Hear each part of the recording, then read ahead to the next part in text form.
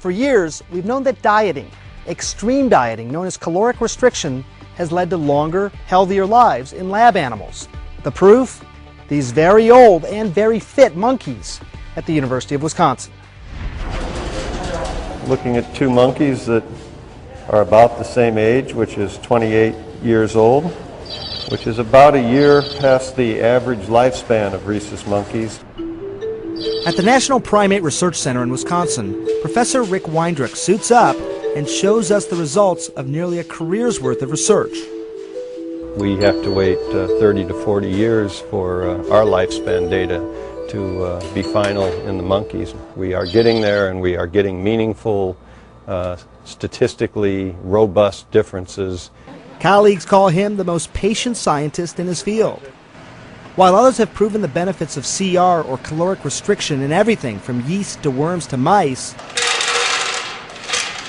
for decades Weindruck has been studying its effects on monkeys, with their longer lifespans and their similarities to humans.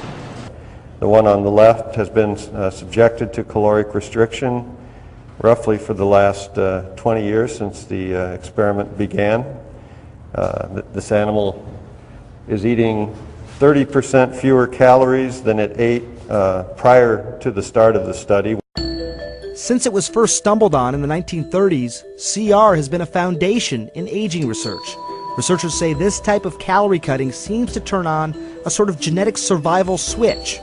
We think it's really quite clear that for the large majority of the monkeys on calorie restriction, they look younger than those on the normal diet that are the same age. But Weindruck says its benefits are much more than just skin deep. And we're seeing roughly a 4 times greater risk of developing age-related diseases in the animals on the normal diet as opposed to those subjected to caloric restriction. Age-related diseases that include cancers, diabetes, the list is well known. And just this past month, Weindruck's team made another discovery.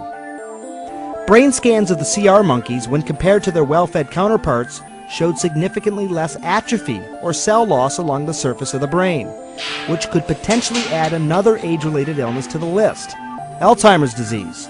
While the brain shrinks with normal aging, that rate is doubled in people with Alzheimer's.